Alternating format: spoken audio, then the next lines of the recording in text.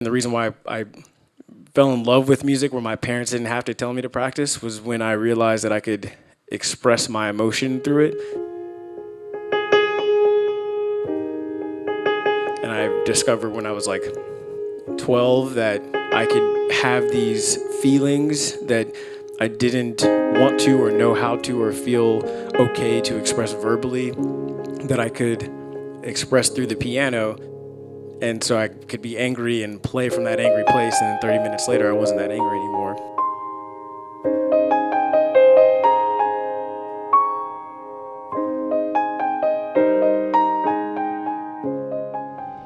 Well, guess it's time. Yes. Will you be here when I get back? No.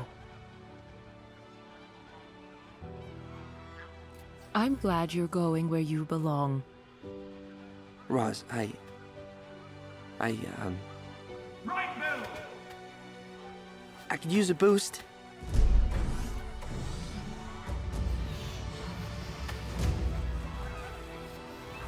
Hey, little guy.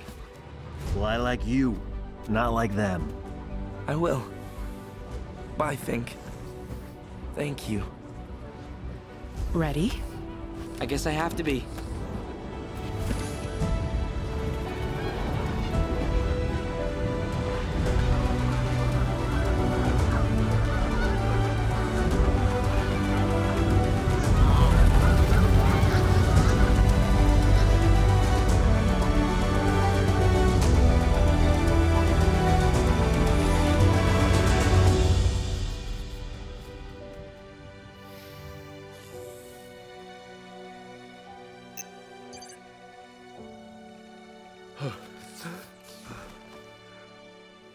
Roz? I...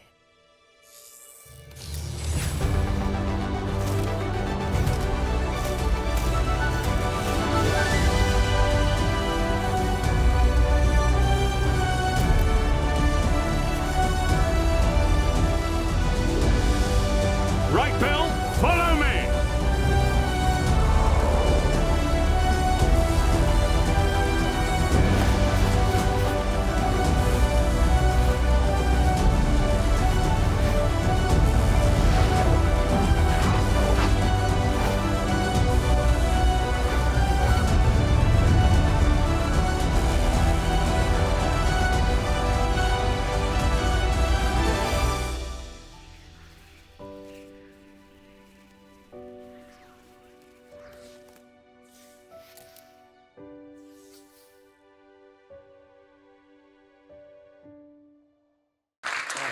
That's such a great cue. Thank you, Justin. Appreciate it.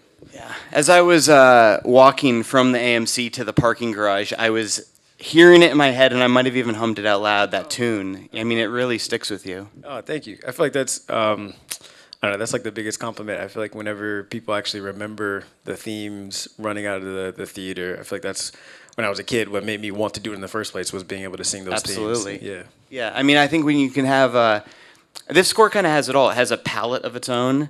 It has, so much texture and color, and it's just perfect. Moment to moment, like the moment to moment scoring is just so perfect. And then to leave you with a tune, leave you with a melody that you remember, that's kind of like the whole ball game. No, thank you, man. Yeah, I really appreciate that. Yeah, I feel like Chris Sanders definitely left a lot of space for music, and he really wanted to have these moments where music was going to have to help tell the story and not have dialogue. But I think the biggest thing in our first meeting we talked about was how important it was for music to have melody in order to help convey those things, especially not having dialogue. I feel like if you don't have a melody, then it kind of feels like the score is just in the background almost. And so having that space allowed me to kind of lean into those melodic elements. Yeah. Where were you in the process when you cracked that melody? It was pretty early on. So I started the project about almost 2 years before we finished. And when I started, they just had the concept art and the whole film strung out with like animatics, like black and white pencil sketches. And I wrote, the first cue I wrote was this like cue for this raccoon sequence with a bunch of, yeah, you've seen it. Yeah, it's a pretty wild sequence. But it was me just trying to crack the code on a bit of the palette. I was like exploring this unorthodox percussion sound and all that. And then the very next cue I wanted to tackle was this one, and primarily because really two reasons. One, whenever I'm starting a project, I watch the movie a handful of times just to look at thematic material, like in the story. And I'll make notes of like, okay, there's a cue here, but I think this cue applies to this idea, this cue applies to this idea, so that I can kind of whittle down how many themes I'm going to have. And then the second thing I do is I try to watch to see what moment is making me viscerally feel something that is like so easily accessible.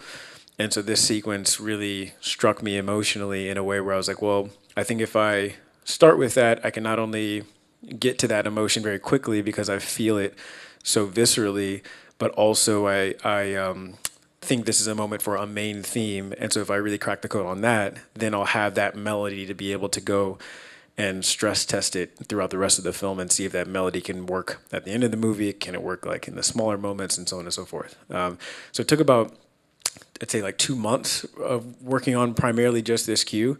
And the first version of it wasn't right at all. And a lot of it was because I just had a daughter when I started working on the film. And when I came on, she was 6 months old. When I started this cue, she was about a year old. And I wrote this piece of music that I thought was like my imagination of dropping her off at college. And she was 1. And so it was a stretch. But I think that what was interesting is I played it for Chris, and he was like, it feels too like sweet and jovial and happy, and that's not at all what's happening in the story. And when I listened back to that cue that I initially wrote and imagined the scene in my mind, it was like a really positive, happy dropping off at college. It was like, it was like her, like smiling at me the whole time. I was having this like really beautiful father-daughter moment, and calling her on the way home. Like it was just like this magical thing. And Chris and I and Mike Knobloch and the rest of the people in the room, Mary Blee and Jeff Herman, we just talked about how this scene is really just this emotionally complex moment, and it's devastating. They're not saying I love you. They're not saying goodbye. They're saying goodbye before they're ready to. There's so much left unsaid. And I remember going home and looking at my daughter and thinking about the idea of getting to that point in our lives and her not wanting to say I love you before I have to leave, or like her not, being on good terms with me, or feeling like she has to forgive me for something, or any of those things. And I think it not only felt really difficult and something I didn't really want to imagine that early into parenthood. And yeah, I just like, my daughter couldn't even talk yet. So I just was like still at this point where like I only wanted to imagine like being this everything was on my terms at that point in our relationship. And this idea of like realizing or remembering the fact that I'm going to be imperfect, that like no matter how much I think I did something correctly, she's going to feel like I failed, and all of that kind of stuff was just like really difficult to feel, but led to this piece. And so then I played that for Chris, and it was still trying to work to the animatics and the pencil sketches. And Chris was like, actually just write away from picture now that you have the tone and the feeling, and we'll animate and edit to the music. And so then I just was able to write the piece of music that had like a natural progression to it, and then we kind of found a way to massage it to the picture. Yeah, it's great. And yeah,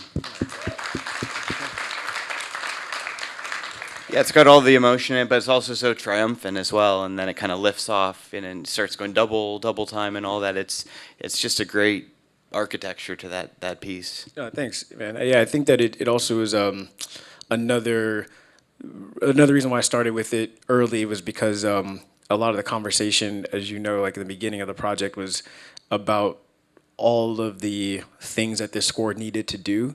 Like, the studio was concerned about whether or not the score was going to be able to be big enough in certain moments and be modern enough, and like all of those kinds of questions about what this score was going to be.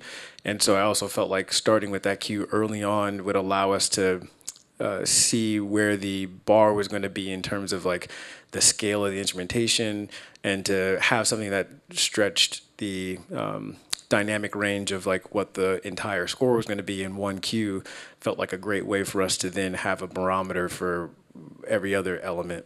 Yeah. What did that tune come to represent after you cracked it for this scene? Because I've noticed you pepper it all over the score, little fragments of it. You quote it here and there, which I love. Just keep bringing it back. What was the sort of the what did that kernel mean when you do use it elsewhere in the score?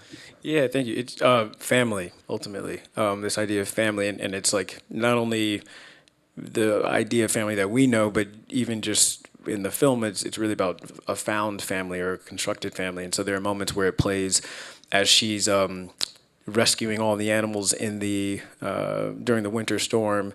There's a moment where you see her bringing them all into the lodge in this like high speed moment, and that melody plays for a moment there because in my mind I was like, that's a moment where she's like bringing this new family together. It plays at the end of when she has this moment of convincing them to have a truce. During that section, when Fink is talking, it's Roz's theme.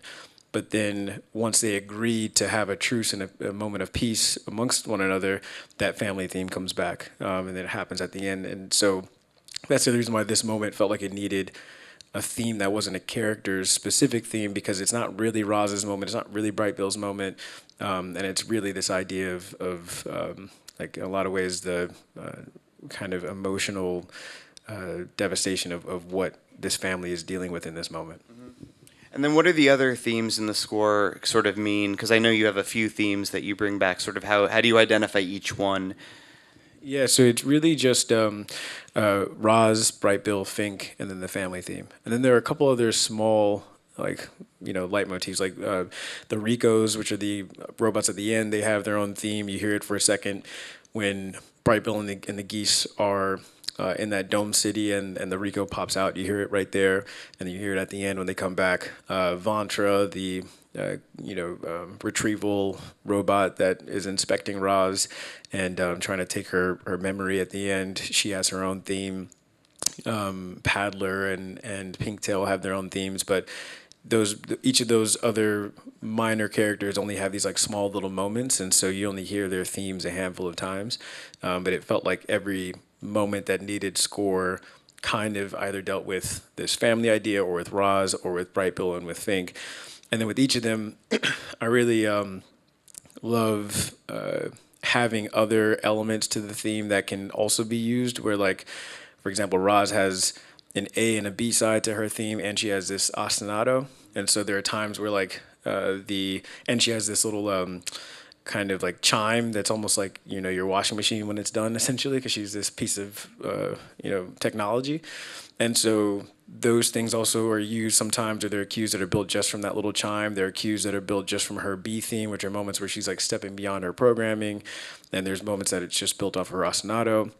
And same with Bright Bill, like that theme is this kind of motif that develops and like changes in different ways. And so I really like having I feel like every project I'm always like studying stuff, and I really was so amazed when I discovered the richness of like how John Williams organizes his themes beyond just a melody, where it's like there are these other little motifs. Sometimes there's a thematic harmonic relationship, and so you can just play those two chords and you feel this like idea. And so I try to have as much material with each of those themes as possible, so I can just play like a groove and that it's tied to Fink, or I can just play like a harmonic idea and it's tied to Roz, and so on and so forth.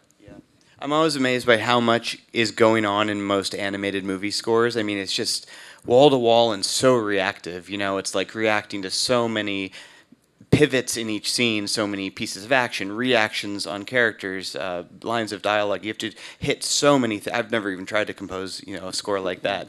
It's so reactive, and yet very few of them have the melodies and have the themes and have the leitmotifs as well. So to be able to just nail every single little turn in every scene, and then also do it with, the big melody we talked about, but also these other little pieces that keep coming back and having meaning and being recognizable. It's really, I don't know, it's kind of like a magic trick or something to do both sides of that. Thank you. I appreciate that. I feel like the animation genre is a lot of fun, and I also just have to say that having Chris Sanders as a director when it comes to being able to write to picture like that. I remember talking to Daniel Pemberton when we screened this in London, and afterward he was like, kind of like you said, he was like, I can tell how much of that was like synced to picture. And he was like, how did that happen? Because like most of the time we're like scrambling when they're changing picture. And a lot of it was due to the clarity in Kris's storytelling and the whole team's storytelling from the beginning, where a great example is in that sequence we just watched. There's a moment where Bright Bill says, I could use a boost, and there's this like percussion hit that happens when Roz kind of perks up. And Kris, in an interview a couple of weeks ago, Kris was like, oh, I really loved how you added that percussion hit there. And I was like, oh, well, it felt very clear with the storyboards that there was something about the image that it cut to that it felt like it needed to be kind of marked. And he was like, oh, that's actually interesting, because in that cut to Roz, because it's just a frame, like a black and white sketch of Roz, we kind of stretched her head a little bit as like an old animation technique, so that you get the sense in that still image that there's motion happening, that she's like lifting her head up. And so there was so much clarity in the storyboards that I was able to write to picture with the storyboards as if all the action was already there, because I feel like so many of the cuts were intentional and telling me exactly what was happening story-wise, that when we moved to previs, it was really just small little adjustments to match the picture. And then because they can't really make any more changes like that, changes after that, it's not the same as live action where they're kind of editing even like after we've already scored. But in this instance, once they move to previs and animation, they can't really touch it anymore. So then I still have like months and months and months to like watch how the cue's working to picture as the picture's being finalized, and make those little adjustments so that it all feels as like scored to picture as possible. Mm-hmm. Kind of a nerdy question, but I think there are a lot of composers in the audience, so I'm just curious, like how do you, this kind of score, how do you hit so many things? Is it just, are the tempos all up and down, or the time signatures just constantly changing? Is that how you hit things so precisely? Yeah, it's a lot of mostly time signatures. I feel like I try my best to have the tempo stay consistent, and then try to like hide the time signature changes in those little weird moments. And so it'll be like, if you looked at the score, it'll be like, 4/4 for a bit, and then like maybe a bar 5/4, and then there's a hit, and then the downbeat where that hits, that bar is like 7/16, and then all of a sudden it's like back in 4/4. But like just different things like that, so that the click doesn't have to jump too much. And then there are moments where it shifts. But usually what I do is for the action moments where it has to be more like that, I'll feel out a tempo for the beginning, and I'll kind of adjust it until I can have it start right where I want it to start on the frame I want it to start. And then if it's hitting enough points, then I'll just kind of like massage it. But if it's not, I'll kind of, get that tempo locked in at the beginning. And then after that, I just kind of like watch it with just the click, watching for little hits that I want to hit, making those little like time signature jumps. And I try not to change the tempo unless it's like a change in the feeling of the moment, because I feel like otherwise there's some times where I might try to like drop it by like 4 BPM, and like you can kind of feel that, and then for more lyrical things, I start with a piano sketch just because that's my main instrument. So like I'll play along the picture, usually without a click, and then I'll have my my assistant Sahil beat out, like do a tempo map to my piano sketch, and then I'll go back and start to orchestrate around it. Yeah, so you're reacting to the picture, you're playing along as you take the movie in. Yeah, exactly. Yeah, and like operating more like an accompanist. Like as a jazz pianist, my favorite piano players were the best accompanists, like Herbie and Wynton Kelly and Kenny Kirkland. And I always loved how they played behind, either Miles or Wynton Marsalis or whomever it was, and like they would leave a hole, and like those pianists would just have the perfect little melodic figure that they would put in there. And so I kind of think in the same way, where I'm watching something and like I'm following the scene, and if there's a hole, like trying to figure out how to add a little bit of something tasteful in there, and then kind of bring it back, and so it feels more like that accompaniment position. Yeah, that's so cool. Did you track the final piano too? Because I know you're also a pro level pianist, Juilliard trained pianist as well. I did for just the solo moments. So like I always like having an orchestral piano player in the session as well, for a few reasons. One, so they can be playing in the room with everybody with the orchestra, and I can be in the booth, because I don't even conduct. I'm not like very good at that.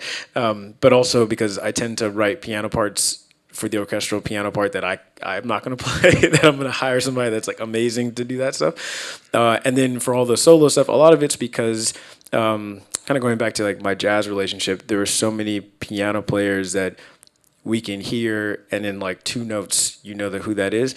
I feel like in the scoring world, like Thomas Newman's like that too, where it's like you can tell it's his score primarily, I think, because of him playing piano. And I think that for me, whenever I write those solo parts and have somebody else play it, there's something about like my time or the touch or all that kind of stuff that like doesn't feel like it's being replicated. So I reserve those parts for me to play, trying to match how I played it in the session. Yeah, the feel. I do the same thing. I'm not nearly the level of pianist you are, so the hard stuff I can't do at all. But when the feel really matters, because we know kind of what we want it to sound like and feel like, so sometimes it's worth doing ourselves. Yeah, I feel like it just captures so much of the emotion of it, and it's like such a subtle thing, but as you know, like when you're playing something and you like decide in one moment to kind of play behind the beat, or like all those little nuances you can't really mark on paper in any sort of way. Yeah. When you are tracking those final solos where the feel really matters, are you watching picture as well at that point? Because like a studio musician, you'll have the sheet music, the click, the conductor, and that's about it. But you're the composer. You're thinking about the whole thing. So are you ever also kind of watching the picture still at that point? Yeah, it's funny. Actually, I listen to dialogue. I have the picture up as well, but like I remember doing this with one of my first scores and going to play it, and I was like, something feels weird, and I realized it's because when I'm writing, I'm listening so much to the dialogue as I'm writing that like I kind of start to need it, because I'm literally reacting to it like an instrument, where like I know that this chord happens as soon as they say this word, this chord happens like just after they say that word, and so I usually have picture, but I can have my eyes closed because I'm listening so much to how the dialogue is happening, or even like the sound design. But I've heard it, as you know, like so many times with all those sounds that I rely on that as I'm playing. Yeah, the musical rhythms, matter not just within the music, but between the music and the dialogue and the sound. Yeah, exactly. And it's also always interesting to see how much, like my parts I find the most challenging to replay, because when I did them, they were done like rubato or free and like nuanced in such a specific way that then trying to recreate that becomes so challenging after the fact, where like my parts will have the weirdest like tempo ramps and like weirdest little like odd time signatures, because I'm trying to recreate that feeling. Yeah. And then the synths, a lot of synths in here. Is that, had you used synths before?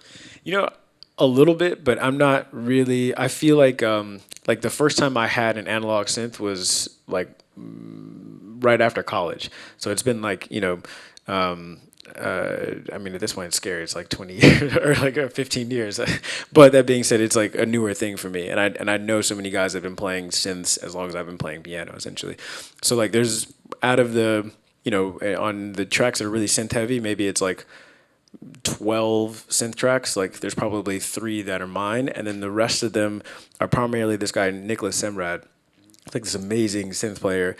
And what we would do is I'd have him come in, and he would I'd explain to him the kind of sound I'm looking for, he'd dial in the sound, and then we'd actually feed him MIDI from some of the orchestral parts, and then have that be played through the synth. So sometimes the synths are like doubling certain orchestral parts, and then sometimes he just is like adding some parts that he was hearing over things and things like that. So it was a lot of just being excited about having the way that he approaches playing synth on the sound of the score. And then a handful of little like sound design-y things were done by this guy Brian Bender, who's another guy I've known since college. And there are certain synth sounds that I always go to, kind of both of them, whenever I'm starting a project that needs synths. I kind of have them design a suite of synth sounds for me, so then I can like start writing with those sounds. And Brian did that for this, where there's this like melodic sound for Roz that happens whenever there's a melody playing behind her, and that was a sound he designed for me.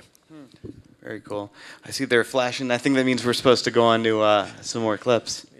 Yeah. The next clip is it's the same theme, but just at the end of the movie. And I think for me, it was just, again, that stress test kind of thing, where when I had the theme happen during the migration sequence, it fit really well there. But then for me, the only way I could know that it was working was if we still felt anything emotional, if it happened kind of at one of the biggest climactic moments in the movie.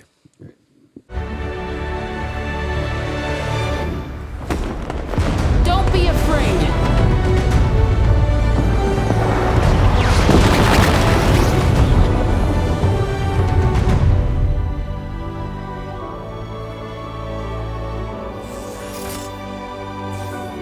Whoa, whoa, whoa!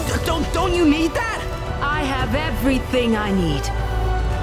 All power to exterior. You call yourselves animals? Let's go! For the island! For Roz!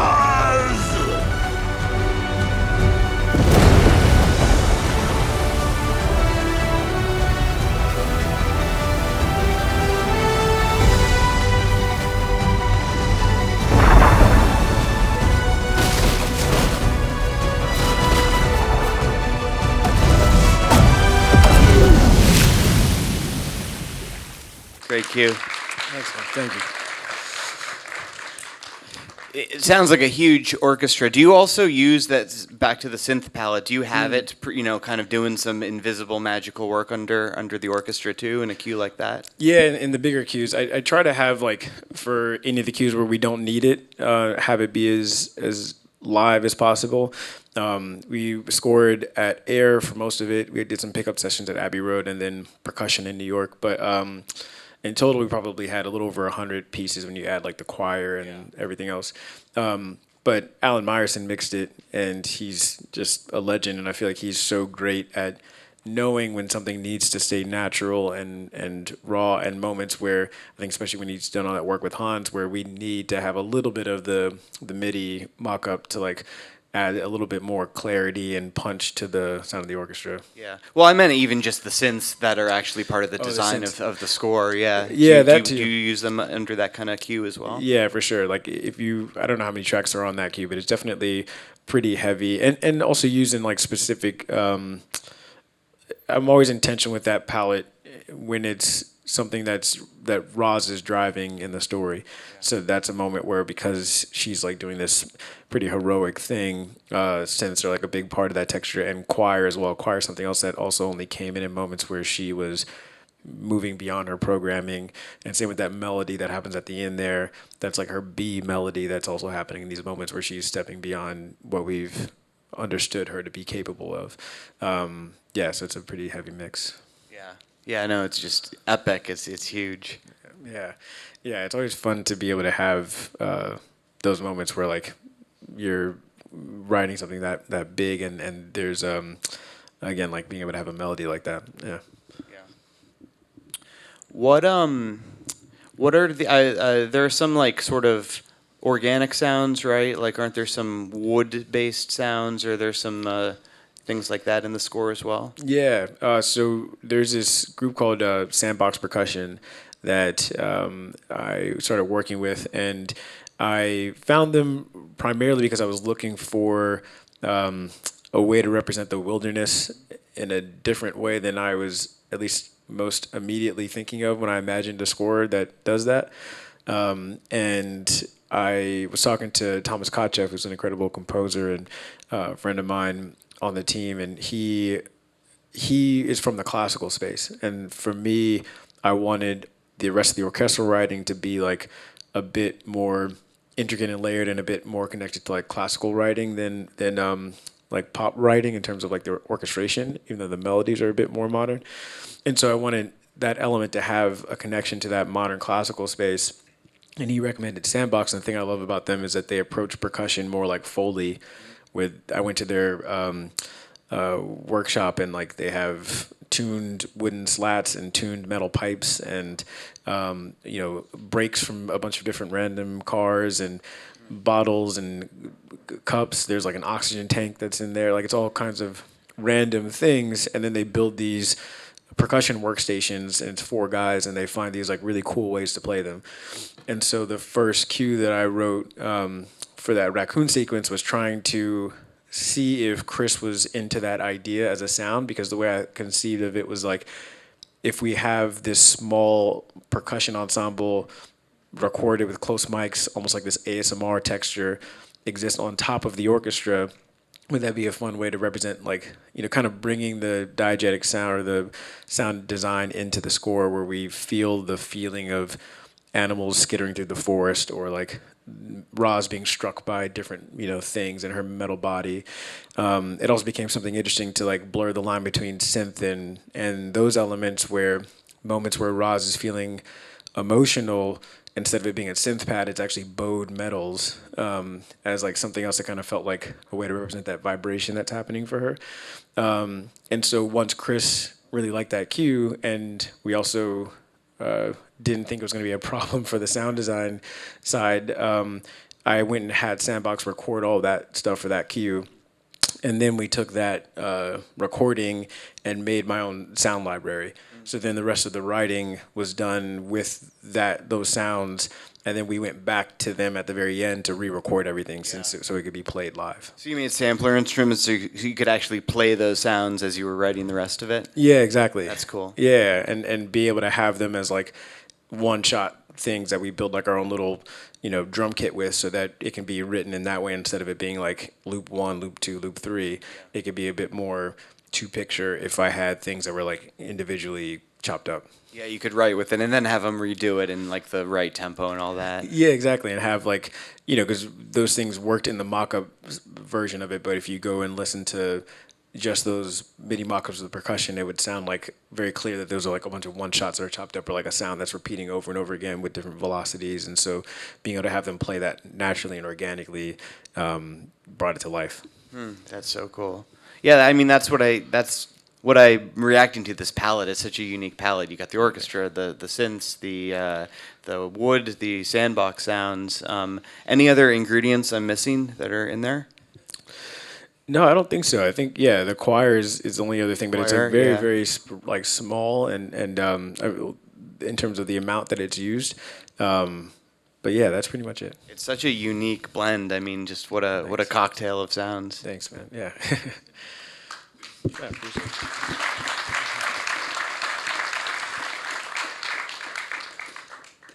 it. Are you ready to go to the third clip? Is the third clip the one that I'm introducing? I can't even remember.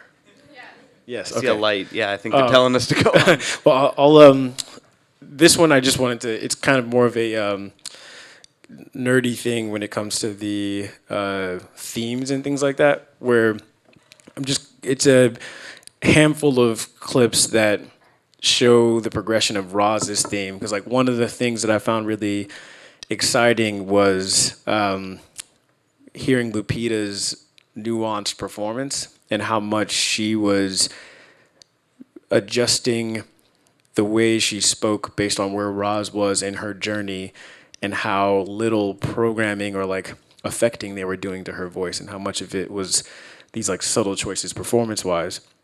And that meshed with the fact that visually they did this thing where we're in this mostly hand painted world texturally, but Roz was the only traditional CG element visually.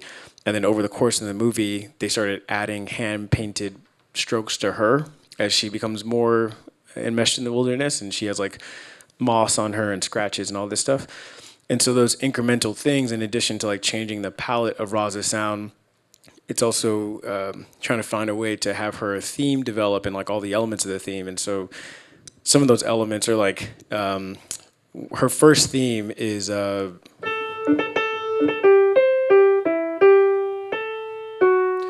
it's this heroic thing, because she's like this machine that's been built to help people and save your everyday, essentially.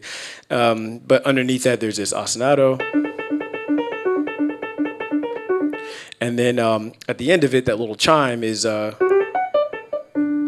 that became this thing that whenever there's a couple of times where she acquires a task, and you hear. And so and then the B side of the theme, like the B side we just heard, is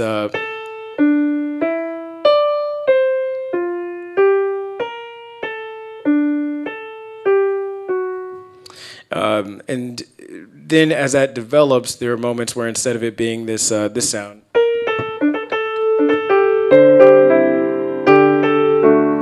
it turns into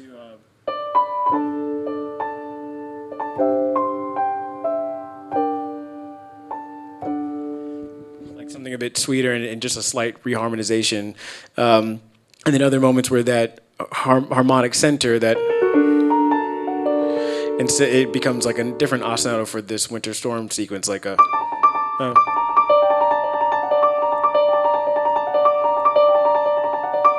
So this whole sequence of clips is just kind of showing how different elements of her theme develop. One last one, the moment where she feels like her task is complete after Bright Bill leaves, because it's a task that's been complete, that chime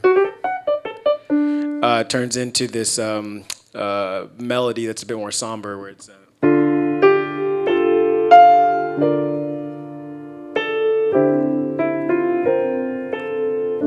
So this whole sequence will show kind of the range of Roz's theme.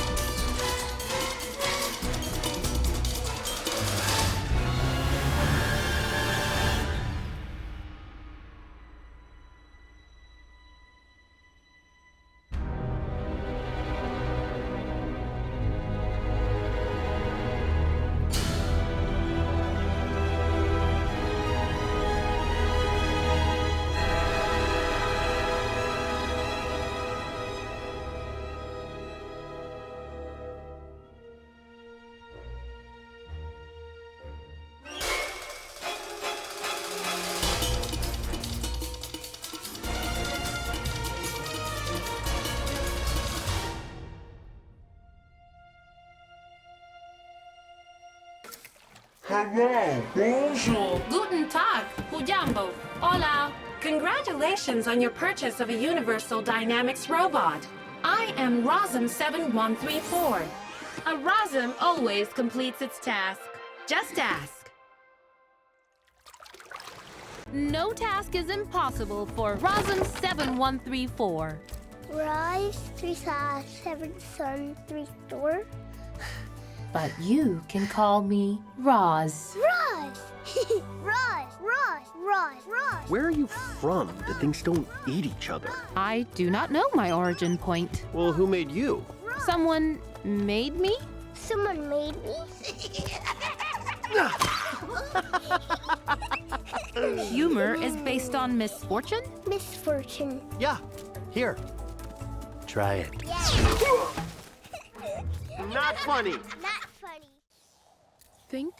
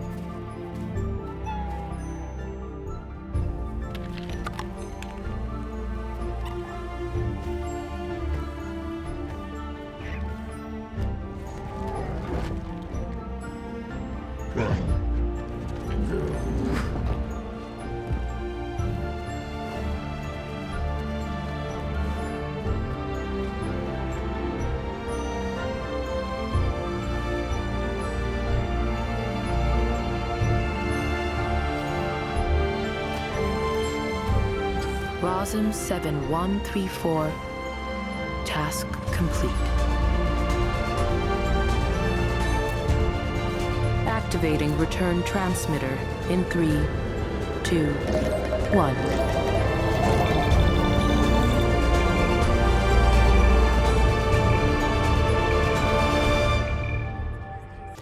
Can you find more?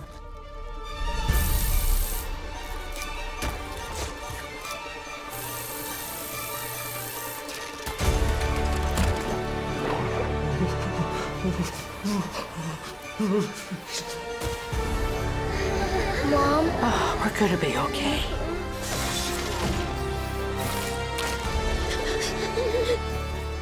What are you doing here, jerk? Bummer. This one's dead. That is not funny.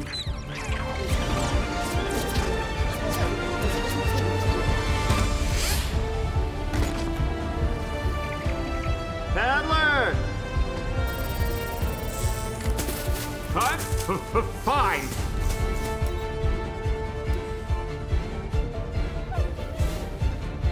Don't give up.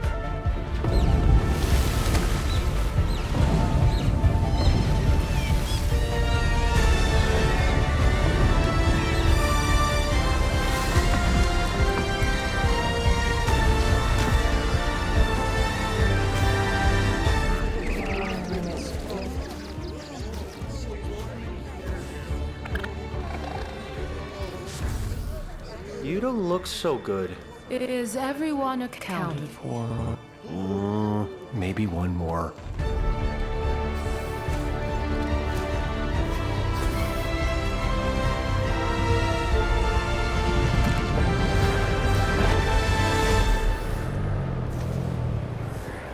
We all got one chance to see next spring.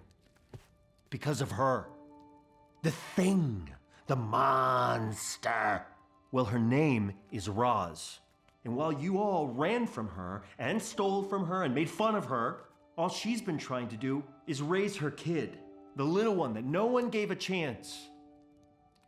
Including me. Thanks. Yeah, so that first one was actually like a really great example of sandbox percussion and how much their sound is blurring the line between what's sound design. And what's really fun is how much the guys at Skywalker Ranch were so game to figure out how to have sound and these score elements play well together. Like in that sequence where she's coming down the hill and she's hit by the three branches and it's on the beat with this groove, but they have the sound of her being hit by those branches slightly delayed a frame, either a frame earlier or a frame later than you would think. Like if you played just the sound and the image, it would seem like it was out of sync, but they felt like having that slight flam of a few frames actually made it so that the sound and the sound of the score hitting those moments could each speak. We did something else later in the film where there's this moment that happens during a bedtime story, and there are these stars that light up, and there's a melody that hits each of those stars, and they had a sound for each of the illuminations of those stars be on pitch, but like detuned by a few cents, so that you can tell again that it was a sound versus a score thing. But the other thing I really love about that Egg and the Fox cue is how much it's that like older school animation style where like you're playing so much to every element that's happening in the action and all these little shifts that are happening every few seconds or every couple of every like 30 seconds or so. And then the rest of the sequence was what I was saying earlier, just all these different iterations of Roz's theme. How involved do you get with the sound, actual sound mixers of the movie? Because I'm so annoying to them, they hate me. I'm always just getting in their way, trying to do things between the music and the sound. I have a feeling you're probably better behaved. But do you still have notes? Do you give notes to them? Do you like try to help both things work together? And do you work on that with them? Yeah, I mean, I feel so lucky that they were really excited about it from the beginning. I mean, we because I started so early and they started early as well. We were sharing. Or they were receiving the cues that I was writing. Anytime I would write a cue and Chris approved it, they would send it to them as well. And so they were aware of the cues that I was writing. Like I wrote these cues telling myself that they were going to hate me because of how much it's like playing in their, world sonically. But they had that so early that they were able to decide when to let those things speak and duck down. Yeah. And then I definitely attended the mix much longer than I usually do. And with that, it was really just trying to help tell the story that Chris was trying to tell. And so there were moments where if I felt like something needed to be turned up, being there was helpful so that I could say like, oh, let's just turn up the brass there instead of like the whole thing, or like let's just turn up this one little melody and all of that. And there was one moment that was really fun where we decided to take a cue out at this really impactful moment, and it's at the end of the film where Bright Bill stumbles upon Roz and thinks that she's been shut off. And I wrote this really emotional cue there. And I remember coming in for the playback of that reel, and Chris and Gary Rizzo, the mixer, were like, okay, don't be mad at us, but we tried something. And they played the scene.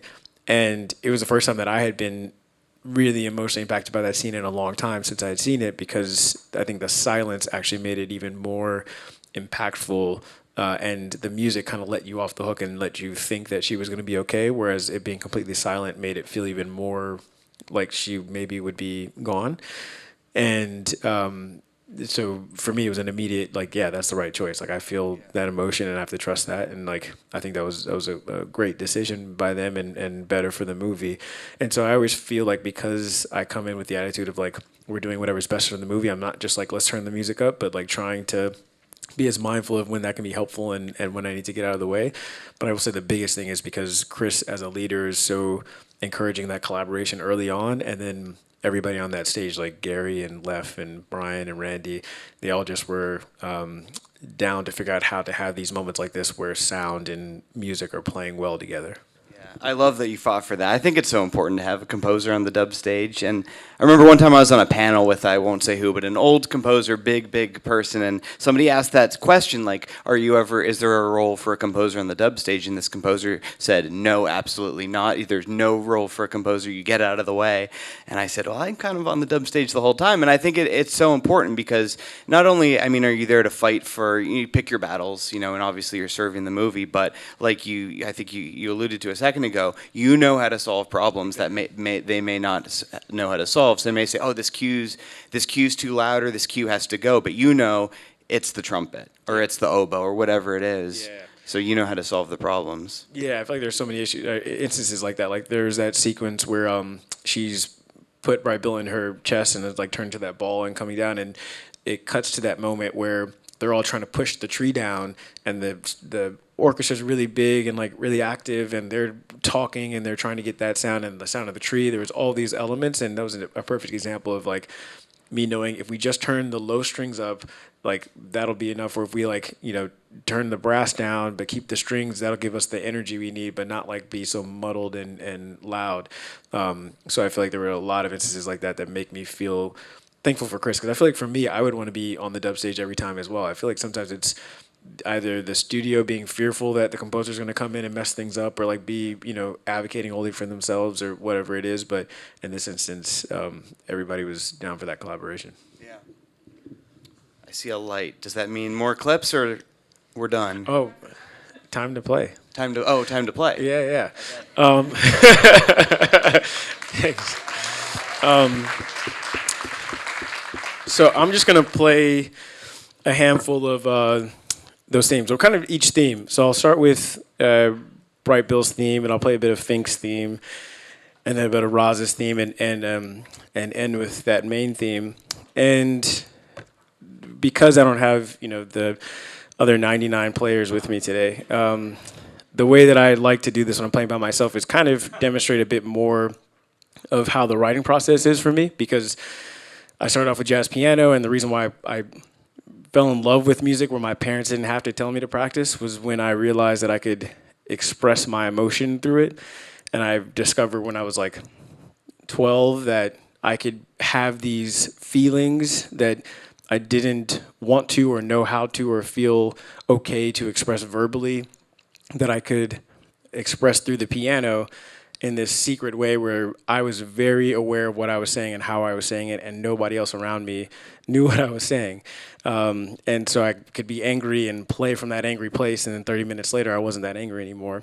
And so that's really the reason why I'm a musician in a lot of ways, and why I fell in love with film music, because it felt like that job of translating emotion into music. And so I'm going to play each of these themes, but kind of play them in the way that I would as I'm like discovering them and improvising around them, and kind of improvising around tonalities and feelings and ideas with each of these themes. So hope you enjoy.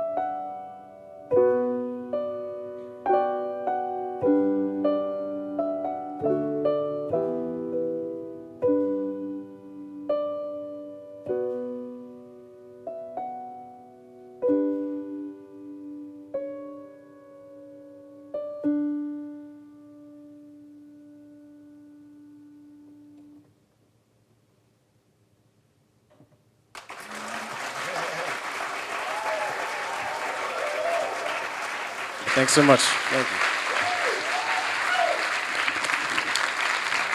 Thank you.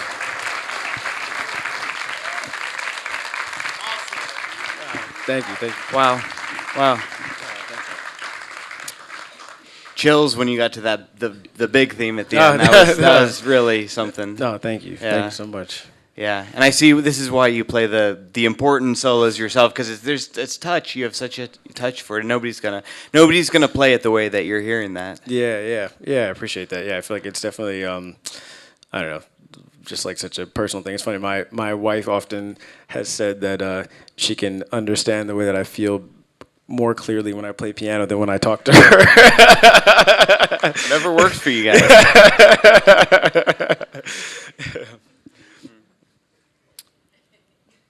Yeah, I was just trying to think, trying to think back through what I heard. I was so in it. A lot of classical jazz mixtures there. That was cool. Yeah, I feel like my favorite pianists are like kind of in that in between space. Like I really love, especially for solo piano playing, like Keith Jarrett. I feel like it's a big hero of mine, and he was always such an incredible classical pianist and jazz pianist, and found this way of like improvising in a way that wasn't like really like bebop-y, but kind of like still improvisation. But yeah, I wish I had taken my classical lessons more seriously when I was younger. But yeah, it's definitely something I'm still trying to strive for sure.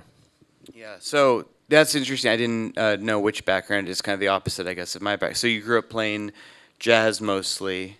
Yeah, like my parents put me in just general piano lessons when I was 4, and then around 8 or 9, they found a jazz teacher. Actually, my grandmother was the one who suggested it, but basically they found a jazz teacher, but they were like, from what they had learned, I should stay in classical to keep the technique and continue to learn the instrument in that way. But I was studying jazz, and so for me, from that point on, I honestly was so focused on jazz, like I was in jazz piano, like theory and big band, jazz ensemble and all this stuff, that like my classical lessons were just enough to like appease my teacher and play a recital essentially. Yeah. Well, I'm jealous that you started jazz at that age, because it just like trains the brain differently. It's just a whole different kind of language, really. Yeah, it's always interesting to me because when I got to Juilliard, like it was something where jazz always has this mentality of like, everybody was like, oh, you're a jazzer. Jazzers are so cool and like laid back and like easy and all this stuff. And like, they might be like the persona of a lot of them, but like just I found that in ear training, it was all the jazz students that like knew scales better than everybody else, or like could tell you what key you were playing in, or could tell you when you modulated, and like all that kind of stuff. A lot of them are playing Bach too, just to keep the chops. Yeah, exactly. And like, I remember talking to Ron Carter about he and Herbie used to play through a Bach chorale a day, and like that's how they got a lot of those like different reharms they would do at Miles on the spot, was because of their awareness of like how to move around harmony. So you have to like know harmony and compositional techniques kind of on a deeper level, I think, as a jazz musician than you do on the classical side. So were you performance at Juilliard, and then if so, when did you start writing music, especially bigger, orchestral and ensemble music? Yeah, so I was in the performance, I was a performance major, but they kind of let me almost construct my own, minor, if you will, in composition, where like, when I was in high school, I went to an arts high school here, and that teacher had us writing big band charts, and like when we wrote big band charts, we had to write them by hand. And so by the time I got to Juilliard, I had written like probably 4 or 5 big band charts, and then the teachers knew that I wanted to get into film scoring, and so I took like ear training classes I didn't need to take. I took counterpoint and like the composition for non-composition majors. I had a composition private teacher, and my junior and senior recitals, half the recital was like with a small chamber orchestra. And then my composition teacher had me do my first like, take this Beethoven piano piece and turn it into a string quartet, and like take this string quartet, turn it into an orchestral arrangement. So the first time I wrote for like, an orchestra was probably not until I did the NYU ASCAP workshop, and that was the first time I think I wrote for like a proper like large ensemble. But I've been writing for like 20, 30 piece ensembles pretty much all through college. Very cool. I see the light again. What does this one mean? We need different color lights. Oh, that's the end. Oh, we done? Well, okay. Well, this score. Let's sum it up by just saying the Wild Robot score is truly incredible. I was so moved by it and inspired by it and impressed by it when I saw it in the theater, and then learning a little bit more about it tonight. It's phenomenal. So congratulations. Thank you. Thanks for being here. Thanks for the questions. Thank you all. Thanks for being here. Appreciate it.